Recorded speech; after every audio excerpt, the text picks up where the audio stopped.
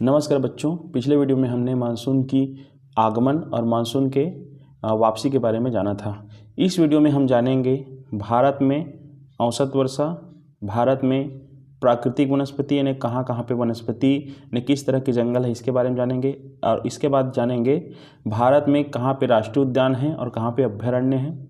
और इसके बाद जानेंगे भारत में जनसंख्या वितरण, मतलब भारत में कहाँ पे घनी जनसंख्या है, कहाँ पे कम जनसंख्या है ना, घनी जनसंख्या कम जनसंख्या के बारे में। तो सबसे पहले चलते हैं भारत में मानचित्र में औसत वर्षा को समझते हैं। तो औसत वर्षा को समझने के लिए सबसे पहले हम वही संकेत में चलते हैं। संकेत में हम सबसे पहले देखते हैं बैगनी कलर। बैगनी कलर मतलब जहाँ पे सबसे ज़्यादा वर्षा होती है ना, तो भारत के नक्शे में हम समझते हैं कहाँ कहाँ पे सबसे ज़्यादा वर्षा होती है। तो बैगनी कलर यहाँ दिख रहा होगा, भारत के निचले हिस्से में चले जाएंगे।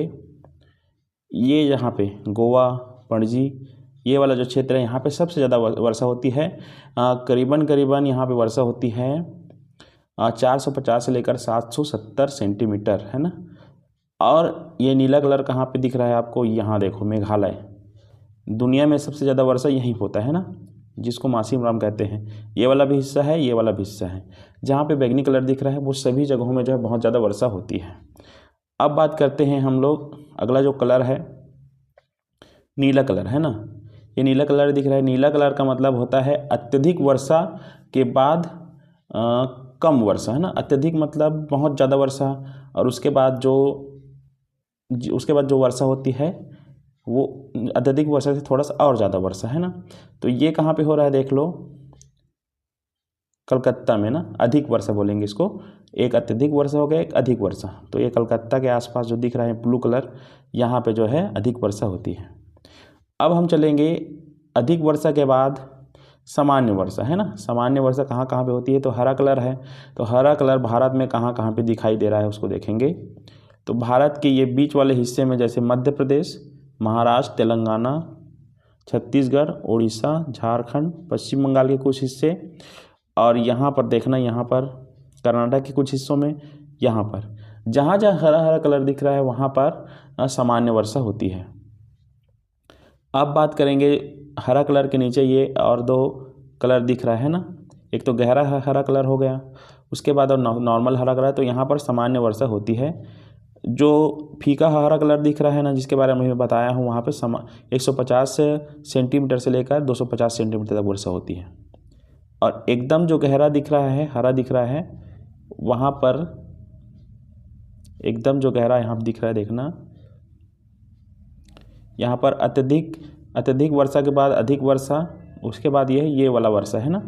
तो कहने का मतलब ये कि कलर के हिसाब से हम समझ सकते हैं कि कहाँ कहाँ पे क्या वर्षा होती है। एकदम जो कम वर्षा होने वाला जो क्षेत्र है उसके बारे में जान लेते हैं। ये जो है गुलाबी कलर और लाल कलर। तो एकदम जो नहीं के समान वर्षा होती है वो भारत में कौन से हिस्से में है, ये है ना, नहीं के समान यहाँ पे वर्षा होती है। ये राजस्थान का क्षेत्र है और जम्मू कश्मीर का क्षेत्र है। जम्मू कश्मीर के बारे में बताया था पहले ही कि जम्मू कश्मीर में बर्फ़ गिरता है तो पानी वहाँ नहीं गिरता। तो ये वाले जिस क्षेत्र हैं जहाँ पर वर्षा नहीं के समान होता है, 0 से 50 सेंटीमीटर होता है ना। और थोड़ा कम एकदम जो नहीं के समान पानी गिरता है यहाँ कहाँ पे है, तमिलनाडु और बेंगलोर में। जो गुलाबी कलर दिख रहा है ना, 50 से 150 सेंटीमीटर, यहाँ पर बहुत कम जो है वर्षा होती है। और जो गुलाबी कलर दिख रहा है नीचे में, वहाँ तो नहीं के समान ही पानी गिरता है।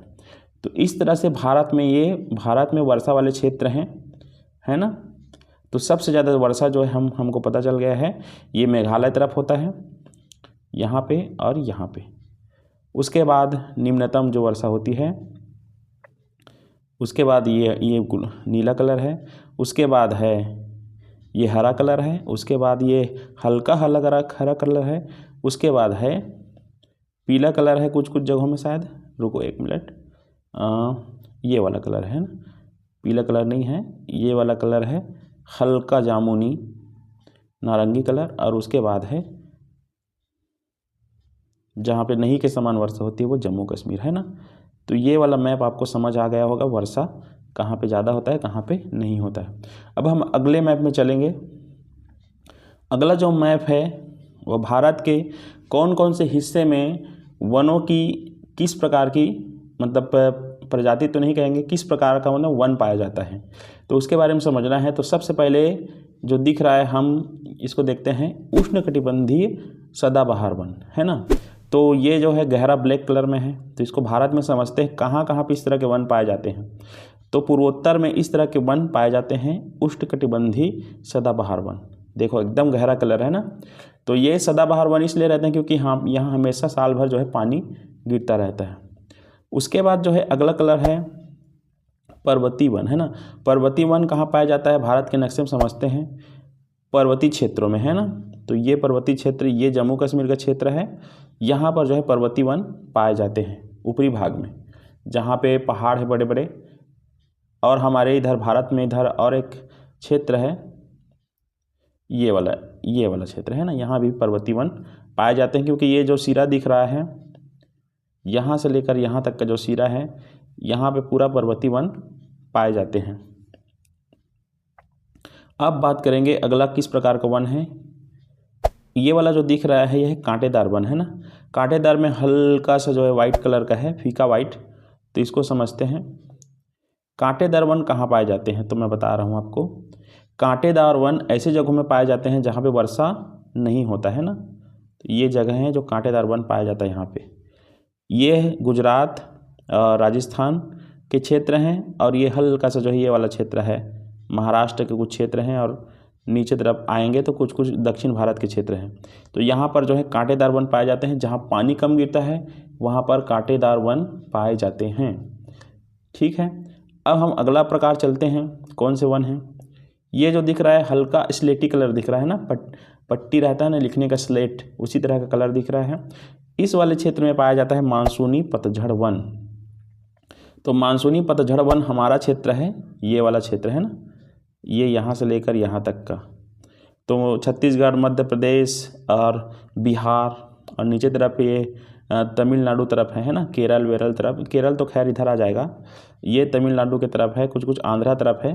तो इधर ये पूरा क्षेत्र जो है किस प्रकार के वन पाए जाते हैं यहाँ पे, मानसूनी पतझड़ वन, है ना। पतझड़, जिनके पत्ते जो हैं झड़ जाते हैं जब भी गर्मी का मौसम आता है। तो गर्मी आने से उनके पत्ते झड़ जाते हैं, क्योंकि पत्ते झड़ने से उनका क्या होता है, वो नमी को अपने अंदर सोख के रखते हैं। जब तक उनके पेड़ में पत्ते रहते हैं तो पत्ते के माध्यम से वाष्प निकलता रहता है, मतलब पानी की कमी हो जाती है पेड़ को, इसलिए वो पत्ते को झड़ा देते हैं ताकि उसके अंदर पानी जो है जमा रहे, बना रहे, पानी की कमी ना हो। इसलिए पेड़ जो है पत्ते को झड़ा देते हैं।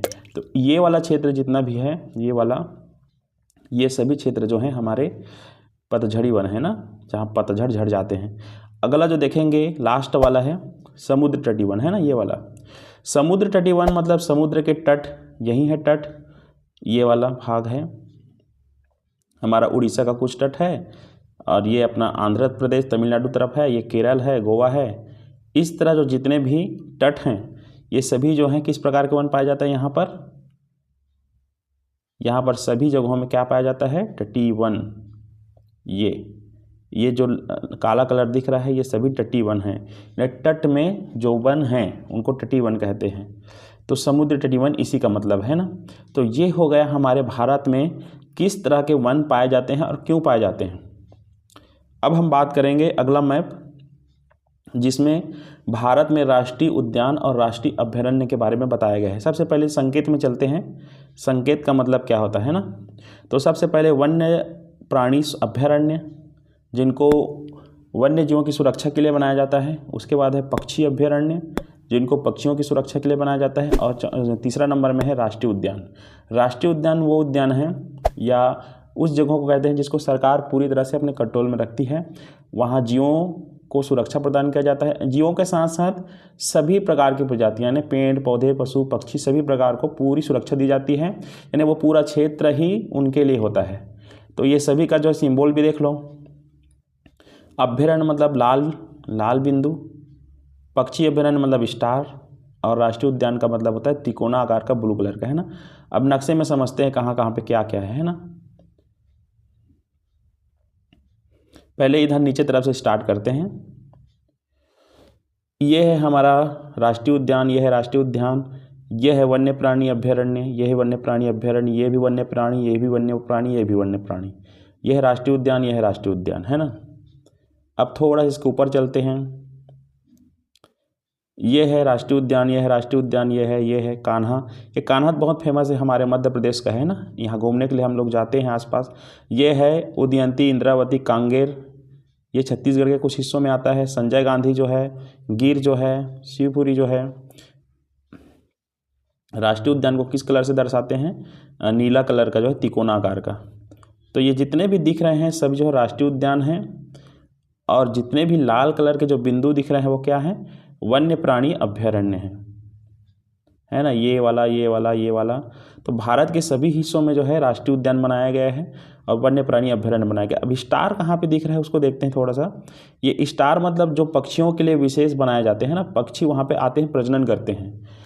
जैसे दूसरे देश के जो पक्षी हैं, साइबेरिया, अलग अलग देशों के जो पक्षी हैं कुछ विशेष मौसम में भारत में आते हैं और उन जगहों पर रह के प्रजनन करते हैं, तो इनको कहते हैं हम लोग पक्षी अभ्यारण्य। केवल पक्षियों के लिए ये जो जगह है सुरक्षित रहता है। दोनों में, तीनों में अंतर समझ लेते हैं। राष्ट्रीय उद्यान मतलब होता है ऐसे जगह, जो ऐसे वन जिसको सरकार पूरी तरह से अपने कंट्रोल में रखती है, वहाँ पे जो आम लोग हैं उनका जाना जो है वर्जित रहता है। तो जानवर, पशु, पक्षी, पेड़ पौधे सभी तरह के प्रजातियों को सुरक्षा प्रदान किया जाता है। पूरा जो जंगल है वो पूरे सरकार के अंडर में रहता है और ये सभी जानवरों की सुरक्षा के लिए रहता है। वन्य प्राणी अभ्यारण्य का मतलब होता है वहाँ किसी विशेष प्रकार के जो जानवर हैं, जैसे शेर है, बाघ है, भालू है, किसी विशेष प्रकार के जानवर को वहाँ पे सुरक्षा प्रदान करने के लिए उस जगह को जो है सरकार के द्वारा अभ्यारण्य बना दिया जाता है। पर वहाँ पर लोग हल्का फुल्का आ जा सकते हैं, लकड़ी वकड़ी ये सब ले जा सकते हैं, पर राष्ट्रीय उद्यान में ऐसा नहीं हो सकता है ना। और पक्षी अभ्यारण्य का मतलब होता है वहाँ पर पक्षियों को सुरक्षा प्रदान किया जाता है। वहाँ भी लोग आ जा सकते हैं पर वहाँ पर शिकार ये सब जो है प्रतिबंध रहता है। केवल हल्का फुल्का जो है घरेलू उपयोग के लिए लोगों को आने जाने के लिए सरकार वहाँ पे देती है। तो इस तरह से ये भारत के फेमस जो हैं वन्य प्राणी अभ्यारण्य हो गए, राष्ट्रीय उद्यान हो गया और पक्षी अभ्यारण्य। आशा है ये वाला जो चैप्टर है आप लोगों को समझ में आ गया होगा। राष्ट्रीय उद्यान क्या है, वन्य प्राणी अभ्यारण्य क्या है और पक्षी अभ्यारण्य क्या है। पक्षी अभ्यारण्य का मतलब होता है वही है कि वहाँ पक्षियों को प्रजनन करने का जो पूरा माहौल दिया जाता है, लोगों का जो है आवाजाही उसमें प्रतिबंधित रहता है। लोगों को केवल अपने घरेलू उपयोग के सामान के लिए जंगल में जाने दिया जाता है, बाकी वहाँ के जो झील हैं, तालाब हैं, ये सब जो है पक्षियों के लिए पूरा सुरक्षित रहता है। तो इसके बाद हम बात करेंगे भारत में जनसंख्या वितरण, है ना। भारत में जनसंख्या वितरण को इसको भी संकेत के माध्यम से समझते हैं। तो यहाँ पर देखना, ऊपर से देखो 150 और नीचे 4001। तो हरा कलर जैसे दिख रहा है, हमको हरा कलर के माध्यम से हम समझने का प्रयास करेंगे। हरा कलर मतलब होता है 4001, है ना। तो जितना ज़्यादा संख्या दिख रहा है उतना ज़्यादा वहाँ पे सघनता है। तो ये हरा कलर को सीधा हम लोग चलते हैं। हरा कलर कहाँ पे है ना, भारत के नक्शे में। मतलब वहाँ पे बहुत ज़्यादा जनसंख्या है, घनत्व ज़्यादा है जनसंख्या। घनत्व का मतलब होता है बहुत ज़्यादा घना आबादी, है ना। तो ये वाला जो क्षेत्र दिख रहा है आपको, ये है उत्तर भारत, उत्तर प्रदेश, बिहार। बहुत ज़्यादा घना आबादी दिख रहा है यहाँ पे। ये पश्चिम बंगाल है, यहाँ पे भी बहुत ज़्यादा घना आबादी। और ये किनारे किनारे में पूरा घना आबादी दिख रहा है ना, हरा कलर में। तो कहने का मतलब ये कि ये वाला जो क्षेत्र है पूरा, यहाँ पे घना आबादी, बहुत ज़्यादा लोग रहते हैं यहाँ पे। ये सबको समझ आ गया होगा। उसके बाद है हल्का हरा। तो हल्का हरा का मतलब होता है एकदम घने आबादी से थोड़ा सा कम, है ना। तो यहाँ पे देख सकते हैं हम लोग, ये वाला जो क्षेत्र दिख रहा है, जो पाकिस्तान का जो सीमा है, बॉर्डर है ना, गुजरात ये सब आते हैं यहाँ पे। और ये वाला जो क्षेत्र है छत्तीसगढ़ के, मध्य प्रदेश के कुछ एरिया है यहाँ पे, उड़ीसा का कुछ क्षेत्र है जहाँ पे सघन आबादी से हल्का आबादी है ना, हल्का आबादी। और इसके बाद चलते हैं पीला कलर, है ना। पीला कलर में तो जहाँ पर आबादी कम है, सामान्य है, ये वाला क्षेत्र जो है, ये जितना भी ये एरिया दिख रहा है, ये वाला एरिया, यहाँ पे आबादी बहुत कम है। जब सबसे सघन आबादी यहाँ पे है, यहाँ पे पश्चिम बंगाल तरफ, और ये जो है इस बॉर्डर में है। गुजरात में भी सघन आबादी दिख रहा है, बशर्ते उतना ज़्यादा यहाँ पे क्राउडली नहीं दिख रहा है, पर है वहाँ भी, है ना। गुजरात में भी सघन आबादी है। अब उसके बाद कलर दिख रहा है हल्का सा जो है लाल कलर है और हल्का सा गुलाबी कलर दिख रहा है ना, ये दोनों। तो ये वाला जो क्षेत्र है भारत में कहाँ पे है, कौन से भारत के भाग में है ना ये वाला क्षेत्र, ये इधर क्षेत्र है, इधर दिख रहा है जम्मू कश्मीर तरफ और ये अपना पूर्वोत्तर तरफ। तो कहने का मतलब ये कि ये वाला जो क्षेत्र है यहाँ पे आबादी बहुत कम है, कम लोग रहते हैं यहाँ पे, क्योंकि इधर तो पूरा बर्फ़ ही है ना, और पूर्वोत्तर में भी कम लोग रहते हैं क्योंकि उधर बहुत ज़्यादा बरसात होती है। तो इस तरह से ये भारत में जनसंख्या वितरण का जो है जानकारी हो गया है ना। तो इस तरह से मैंने सभी चीज़ों को बता दिया है आपको, एक बार रिवाइज कर लेते हैं। सबसे पहले मैंने बताया कहाँ पर जो है वर्षा जो है, कहाँ कहाँ पे कितना औसत वर्षा होता है। उसके बाद मैंने बात किया प्राकृतिक वनस्पति, कहाँ पे किस प्रकार के वन पाए जाते हैं। उसके बाद मैंने बात किया भारत में राष्ट्रीय उद्यान और अभ्यारण्य के बारे में। उसके बाद मैंने बात किया भारत में जनसंख्या वितरण है ना, कहाँ पे ज़्यादा सघन जनसंख्या है और कहाँ पे बहुत ज़्यादा कम जनसंख्या है।